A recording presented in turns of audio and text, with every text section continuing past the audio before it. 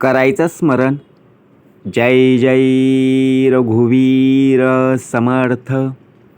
श्री समर्थ कृपेने एक सुंदर असा बोध, एक सुंदर असं श्रवण आपल्याला प्राप्त झालेलं आहे. या श्रवणाच्या माध्यमातून उत्तमाचं सामर्थ्यसुद्धा श्री समर्थांनी प्राप्त करून दिलेलं आहे. बघा, प्रत्यक्षपणे भाग कसा दिलेला आहे, नक्कीच श्रवण करूया. समर्थ म्हणाले, आपल्या आयुष्यात कोणी ढवळाढवळ करत असेल तर प्रत्यक्षात कसं जगायचं. समर्थ म्हणाले, आयुष्यात जर कोणी ढवळाढवळ करत असेल तर स्वतःच्या विचारांवर आणि निर्णयावर ठाम राहायला शिक. आता स्वतःचे विचार आणि स्वतःचा निर्णय, समर्थ म्हणाले, आपल्या जीवनात अनेक लोक विनाकारण हस्तक्षेप करत असतात. कारण आपण केलेलं कार्य लोकांना बघवत नाही. ज्या वेळेला तुम्ही चांगलं एखादं कार्य कराल त्यावेळी प्रत्यक्षात जर पाहायला गेलात ना, तर ते लोकांच्या डोळ्यामध्ये खुपतं. लोक विनाकारण हस्तक्षेप करत असतात, तुम्हाला सल्ले देण्याचा प्रयत्न करत असतात. आपल्या कामांमध्ये बघा, ढवळाढवळ तर चालूच असते. मग त्याऐवजी प्रत्येकाने स्वतःचं मत ऐकलं पाहिजे, स्वतःचे विचार जाणून घेतले पाहिजे, पण स्वतःचा विचार करून योग्य तो निर्णयसुद्धा स्वतःनीच घेतला पाहिजे. समर्थ म्हणाले, दुसऱ्यांना निर्णय घेण्यासाठी बघा वेळ देऊ नका. इतरांच्या हस्तक्षेपामुळे आपला आत्मविश्वाससुद्धा कमी होऊ देता कामा नये. म्हणून इतरांचे विचार ऐका, परंतु स्वतःच्या विचारांवर ठाम राहा. स्वतःचा विवेक आणि निर्णय शक्ती योग्य त्या ठिकाणी वापरा. लोकांच्या अनावश्यक हस्तक्षेपामुळे तुम्ही स्वतःहून स्वतःची दिशा बदलू नका. आत्मविश्वासाने जगा. समर्थ म्हणाले, ज्याप्रमाणे व्यक्तीने स्वतःच्या निर्णयांवर जसा विश्वास ठेवलेला आहे तशी मानसिक स्थितीसुद्धा राखता यायला हवी. आजच्या जीवनात आपल्याला पाहायला मिळतात, परंतु त्या पद्धतीने आयुष्यात अनेक ढवळाढवळ करण्याचं काम चालू आहे. मग आपण विचार करतो, अरे हा तर माझ्या संगतीतला आहे, हा तर माझ्या ओळखीतला आहे, तरीसुद्धा माझ्या आयुष्यात माझ्या कामामध्ये का ढवळाढवळ करत आहे. कारण पैशाच्या गुरमीत माणूस नात्याला ठोकर मारत असतो. कारण पैसा आहे. ज्याच्याकडे पैसा वाढला आहे, ज्याच्याकडे पैसा आलेला आहे, तो प्रत्यक्षात काय करत आहे, त्याच्याकडे असलेला अभिमान, गर्वपणा मिरवीत आहे. आणि पैशाच्या मागे असलेला माणूस हा माणसात कधीच नसतो. लक्षात ठेवा, आपण काम करतो, कशासाठी करतो, पैसे मिळवण्यासाठी, आपला घर खर्च भागवण्यासाठी. परंतु पैशाच्या मागे लागू नका. आपल्याला कार्य करायचं आहे, नक्कीच कार्य करा, परंतु त्या कार्यातून सुद्धा उत्तम प्रकारे आनंद कसा मिळेल हे पाहिलं पाहिजे. बरोबर ना. म्हणून समर्थ म्हणाले, आज या कलियुगामध्ये अनेक आपल्या आजूबाजूचे असतील किंवा नातेवाईक असतील, त्यांच्याकडे जेव्हा आपण पैसे मागत असतो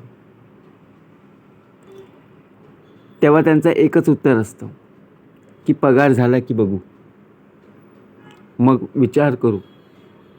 या एका वाक्यात कितीतरी आपली स्वप्न तात्काळत उभी राहत असतात. आपल्याला एखादी वस्तू घ्यायची आहे, परंतु ती वस्तू घेण्यासाठी आपल्याला बघा पैसा पुरेसा प्राप्त झालेला नसतो. मग आपल्याच आयुष्यात अशी ढवळाढवळ करणारी माणसं का पाहायला मिळतात? नेहमी स्वतःला व्यस्त ठेवा, समर्थ म्हणाले. दुसऱ्यांचा विचार करत बसू नका. आपण काय विचार करतो? याच्या आयुष्यातनं हे असं चाललेलं आहे, त्याच्या आयुष्यातनं तसं चाललेलं आहे. राहू दे, स्वतःचा विचार कर. कारण जगात रिकाम्या लोकांना किंमत नाही आहे. आपण सुद्धा बिझी असणं, व्यस्त असणं फार महत्त्वाचं आहे. जर आपण रिकामटेकडा दिसलो ना, आपल्याला सुद्धा लोक बघा उत्तम प्रकारे काम करून पुढे ढकलतील, आपल्याला सुद्धा कळणार नाही आहे. म्हणून समर्थ म्हणाले, एखाद्या वेळेला माफ करणं आणि शांत राहणं हे तुमच्यामध्ये असलं पाहिजे. एखाद्या वेळेला आपण कार्य करत असताना जर आपल्याकडून चूक झालेली असेल तर नक्कीच समोरच्या लोकांची आपण माफी मागितली पाहिजे. कारण का? आपल्याकडून ती चूक झालेली आहे.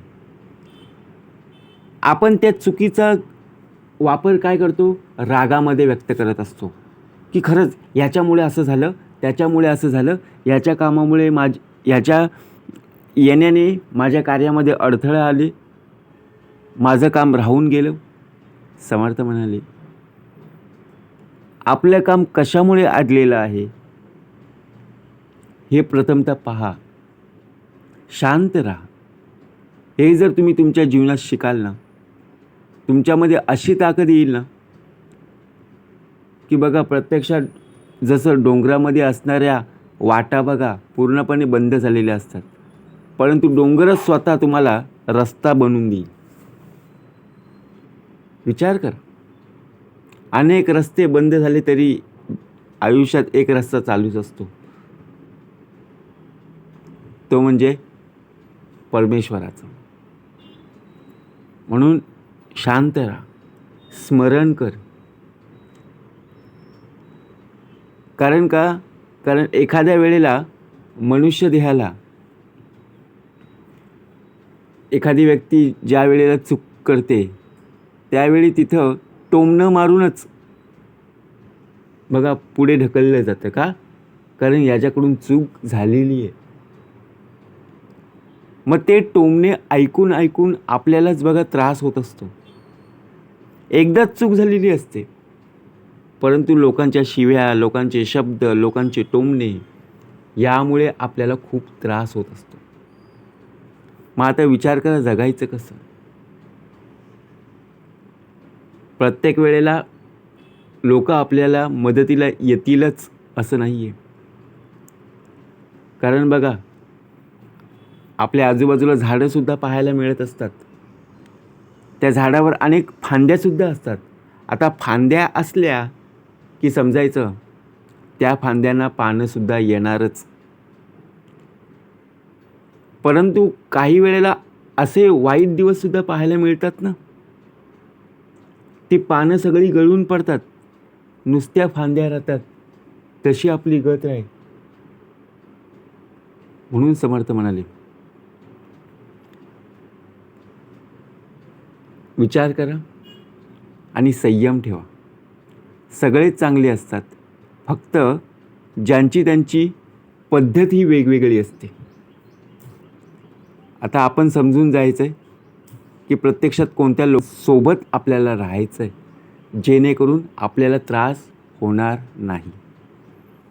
आणि ज्या ज्या वेळेला बघा प्रत्यक्षात तुम्हाला लोक बोलण्याचा प्रयत्न करतील त्यावेळेला लोकांचं ऐकून घे, परंतु लोकांना उत्तर तुझ्या कार्यातूनच दे.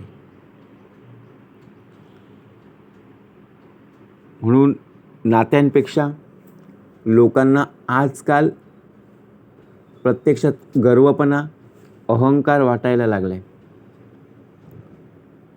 आपलेच आजूबाजूचे लोक असतात, आपले शेजारी पाजारी असतात, आपलेच नातेवाईक असतात, त्यांना इगो प्रत्यक्षात जर पाहायला गेलो तर त्यांना अहंकार कुठल्या गोष्टीचा आलेला आहे. अहो, त्यांचीच मुलं, त्यांच्याच मुली बघा, प्रत्यक्षात लहानाच्या मोठी आपल्याच घराच्या बाजूला झाली ना, तरीसुद्धा इगो, तरीसुद्धा अहंकार. त्यांच्याकडे जेवढ्या वस्तू आहेत तेवढ्याच आपल्याकडे आहेत, तरीसुद्धा अहंकार. विचार करा. म्हणून आपल्या जीवाला त्रास होईल एवढं नातं कुणाशी निभावत बसायचं नाही आहे. कारण का असतं, आपण एकमेकांच्या जवळ जाण्याचा प्रयत्न करत असतो, परंतु जेवढं आपण जवळ जाऊ ना तेवढं त्रास हा आपल्याला होत असतो. म्हणून प्रत्यक्षात दुरून डोंगर साजरे का म्हटलेलं आहे, आपण समजून घेतलं पाहिजे की खरंच त्यांची इच्छा नसेल तर आपण सुद्धा ताणून धरण्यात मजा नसते. त्यांनी आपल्या आयुष्यात ढवळाढवळ केली म्हणून जर आपण त्यांच्यासारखंच वागायला गेलो तर हे चुकीचं आहे. म्हणून समर्थ म्हणाले, त्यांना त्यांच्या कर्माचं फळ मिळेलच. म्हणून तू कार्य करण्याचं सोडू नकोस. तुझ्याकडून झालेली चूक आहे ना, ती सुधार, ती समजून घे आणि पुढे कार्याला उभा राहा. बघा कसा भाग दिलेला आहे. परंतु आपण काय करत असतो, आपल्या जीवनामध्ये, आपल्या आयुष्यात दुर्लक्ष करायला शिकलो ना की टेन्शन आपोआप कमी होतात. दुर्लक्ष करायचं. एखादी गोष्ट कोणी आपल्याला सांगत असेल ना, त्या गोष्टीवर लक्ष देत बसायचं नाही आहे. जर आपण लक्ष देत बसलो, टेन्शन कमी होणार आहे का हो? अहो, तोच विचार आपल्यामध्ये सारखा सारखा पाहायला मिळेल. बरोबर ना? म्हणून त्या गोष्टींचा विचारसुद्धा करू नको. दुर्लक्ष कर आणि पुढे जाण्याचा प्रयत्न कर. सर्वात महत्त्वाचं म्हणजे एक चांगला मित्र आपल्या आयुष्यात असणं ही सगळ्यात मोठी श्रीमंती. 12 गावचे 12 जण बघा आपले मित्र असतील, पण सर्वच जण आपल्या मदतीला येतील अशातलं नाही ना. त्यातला कोणीतरी 1 जण 2 जण आपल्या मदतीला धावून येतं. म्हणून आजकालच्या दुनियेत साथ द्यायला सुद्धा रक्ताची नातीसुद्धा माघार घेत आहेत.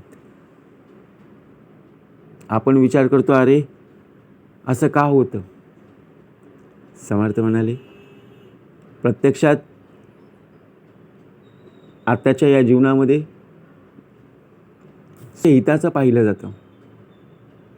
म्हणून समर्थ म्हणाले, आपण सुद्धा आपल्या आयुष्यात पाहिलं पाहिजे की खरंच आपला देह कुठे चूक करत आहे आणि झालेली चूक कशा प्रकारे सुधारत आहे. अन्यायाविरुद्ध लढायला काही लागत नाही आहे. फक्त एक धाडस आणि सर्वात महत्त्वाचं म्हणजे एकजूट असावी लागते. त्यासाठी आत्मविश्वासाची गरज आहे. म्हणून आत्मविश्वास का आपल्यामध्ये असावा? समर्थ म्हणाले, जर आत्मविश्वास नसेल तर धाडस येईलच कुठून? झालेली चूक सुधारण्यामध्ये आपण स्वतःहून सांगितलं पाहिजे की बाबा माझ्याकडून चूक झालेली आहे. लोक ढवळाढवळ करणारच आपल्या उभ्या आयुष्यामध्ये, तरीसुद्धा तू घाबरू नकोस. दिवस उत्तमाचे पाहायला मिळतील, परंतु त्यासाठी संयम ठेव, हिम्मत ठेव आणि धाडस ठेव. जय जय रघुवीर समर्थ.